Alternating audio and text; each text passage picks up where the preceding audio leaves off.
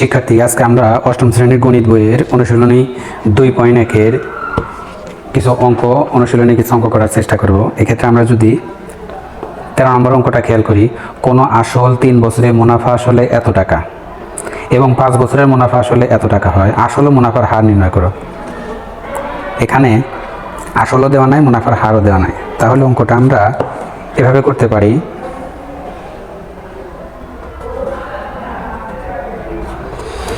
অঙ্কটা আমরা এভাবে করতে পারি। 13 নম্বর, আসল যোগ কয় বছরের মুনাফা? 3 বছরের মুনাফা। আসল যোগ, আমরা 5 বছরের মুনাফাটা আগে লিখি। আসল যোগ 5 বছরের মুনাফা সমান সমান কত দেওয়া আছে? আসল যোগ 5 বছরের মুনাফা দেওয়া আছে 1830 টাকা। 1830 টাকা। এরপর লিখতে পারি আসল যোগ 3 বছরের, এখানে লেখা আছে আসল, কোন আসল 3 বছরে মুনাফা আসলে এত টাকা। তাহলে আসল যোগ 3 বছরের মুনাফা সমান সমান কত দেওয়া আছে? 1578 টাকা। 78 টাকা। এখন যদি আমরা এটা বিয়োগ করি, আমরা জানি যে বিয়োগের সময় চিহ্ন পরিবর্তন হয়। এই আসলের আগে আছে প্লাস, আমরা দিলাম মাইনাস, এখানে আছে প্লাস, আমরা দিলাম মাইনাস, এখানে আছে প্লাস, এখানে দিলাম মাইনাস। তাহলে আসল কেটে গেল, আসল কেটে গেল। 5 থেকে 3 বাদ দিলে 2 হয়। 2 বছরের মুনাফা 1830 থেকে 1830 মাইনাস 1578, 252 টাকা। তাহলে 2 বছরের মুনাফা যদি 152 টাকা হয়, এখন লিখতে পারি অতএব 1 বছরের মুনাফা 252 ডিভাইডেড 2 হবে। অতএব এখন আমি 3 বছরের মুনাফা বের করতে পারি, 5 বছরের করতে পারি। অতএব 3 বছরের মুনাফা সমান সমান, অবশ্যই 3 বছরের মুনাফা বেশি হবে, 252 গুণন 3। বেশি হলে গুণন হয় আর কম হলে ভাগ হয়। এখন যদি আমরা এটা কাজ করি, 252 গুণন 3 ভাগ যদি দেই 2, তাহলে 378 টাকা। 252 গুণন 3 ভাগ হচ্ছে 2, 378 টাকা। এটা বের হলো হচ্ছে আমার আসল, এটা বের হলো হচ্ছে মুনাফা। কয় বছরের মুনাফা? 3 বছরের। যেহেতু 3 বছরের মুনাফা বের হয়েছে আর 3 বছরের মুনাফা আসল দেওয়া আছে 1578 টাকা, তাহলে এখন আমরা এই মুনাফা আসল থেকে আমরা এই 3 বছরের মুনাফা যদি বাদ দিই, তাহলে আমরা আসল পাবো। এখন আমরা সূত্র লিখতে পারি। আমরা জানি I ইকুয়াল PRN।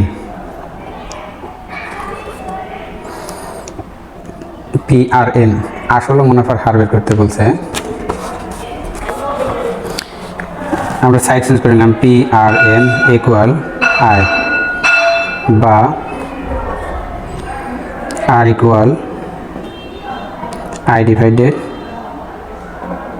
PN। এখন আমরা এখানে লিখতে পারি, এখানে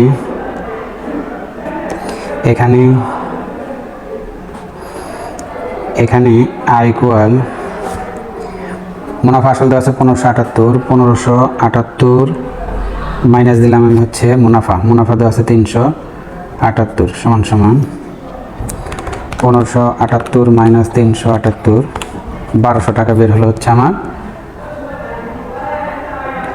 আসল বের হলো। সরি, এটা হবে পির মান বের হলো 1200।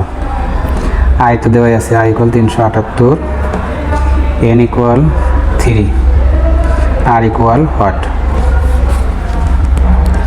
আয়ের মান আমরা বসাই দেবো 378, পির মান হচ্ছে 1200, N এর মান হচ্ছে কত? 3 বা 378 ডিভাইডেড 3 = 3600।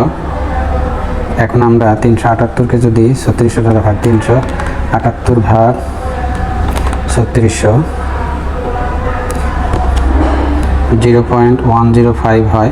এর সাথে অবশ্যই গুণন হবে 100, যেহেতু আমরা হার বের করব তাহলে গুণন যদি দেয় 100 10.5%,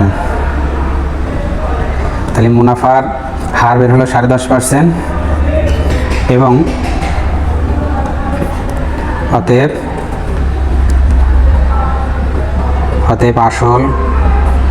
আসল সমান সমান কত? 1200 টাকা। মুনাফার হার বের হলো, হার সমান সমান 10.5%। আমরা সহজে 13 নম্বর অঙ্কটা করে ফেললাম। 14 নম্বর, বার্ষিক 10% মুনাফায় 3000 টাকা এবং 8% মুনাফায় 2000 টাকা বিনিয়োগ করলে মোট মূলধনের উপর গড়ে শতকরা কত টাকা হারে মুনাফা পাওয়া যাবে? এক্ষেত্রে বার্ষিক মানে 1 বছরের কথা বলা হয়েছে। 1 বছরের বার্ষিক মুনাফার হার হচ্ছে, তাহলে এর মান ধরবো আমরা 1, আর এর মান ধরবো 10%, এবং আসল ধরবো বা পি মান ধরবো 3000। এইভাবে আমরা দুইবার মুনাফা পরিমাণটা আমরা বের করে নেব। 14 নম্বর 14, আমরা জানি I equal PRN। I equal PRN।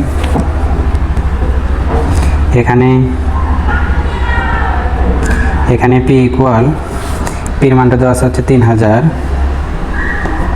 আর এর মান দেওয়া আছে হচ্ছে 10%, উঠিয়ে দিলে 0.10 হয়।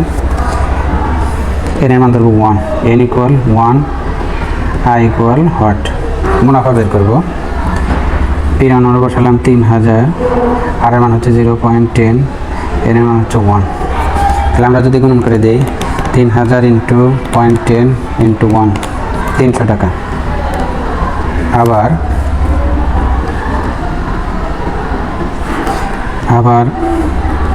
I equal to PRN। এখানেও আমরা লিখব,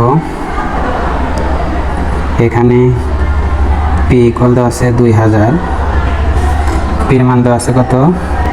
পির মান 2000, আর এর মান হচ্ছে 8%, 0.08। n ইকুয়াল 1, যেহেতু বার্ষিক বলছে I ইকুয়াল হোয়াট? তাহলে আমরা এবার মান বসিয়ে দিই, 2000 ইন্টু 0.08 ইন্টু n এর মান হচ্ছে 1। এবার যদি আমরা গুণন করে দিই 2000 ইন্টু 0.8 ইন্টু 1, 160 টাকা। অতএব মোট মুনাফা সমান সমান 300 যোগ 160 সমান সমান 460 টাকা। অতএব মোট বিনিয়োগ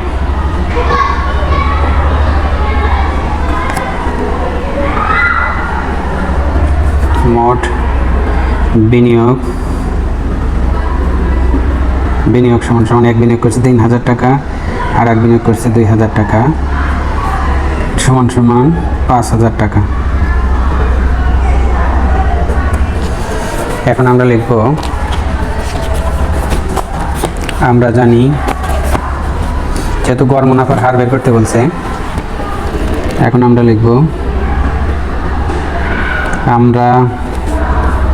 আমরা জানি I equal to PRN, বা PRN equal I, বা R equal I divided PN।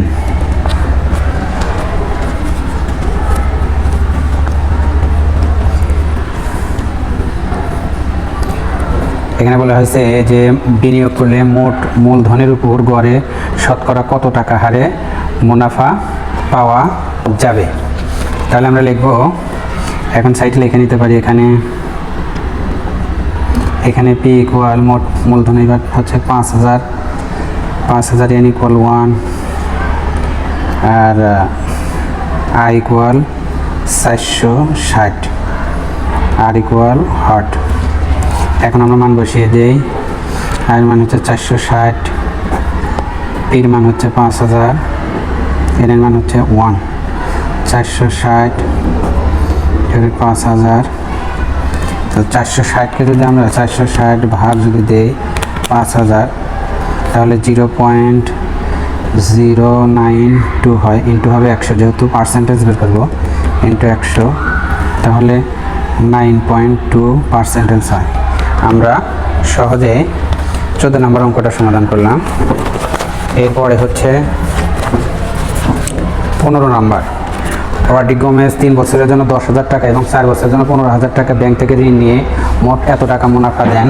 উভয় ক্ষেত্রে মুনাফার হার সমান হলে মুনাফার হার নির্ণয় করো।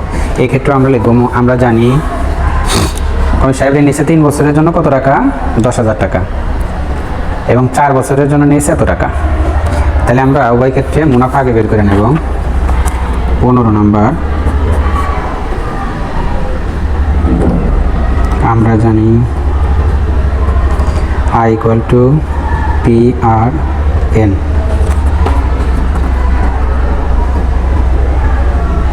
এখানে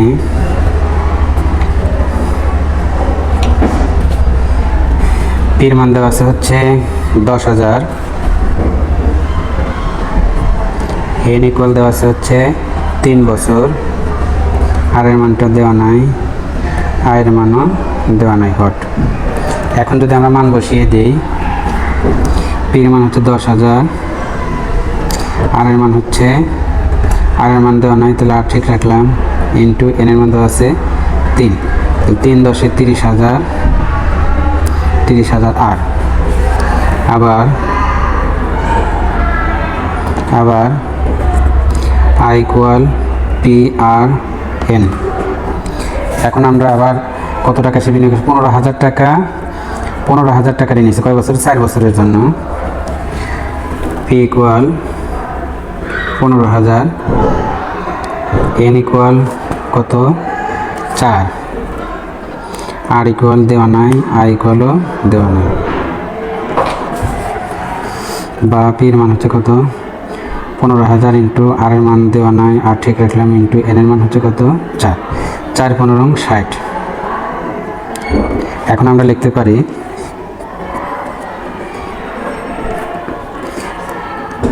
লিখতে পারি, মোট মুনাফা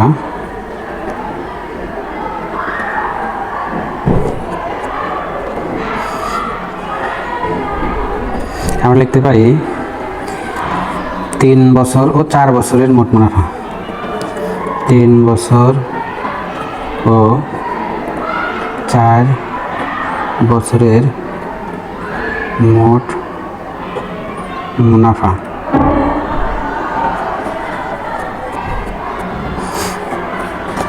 সমান মোট মুনাফা।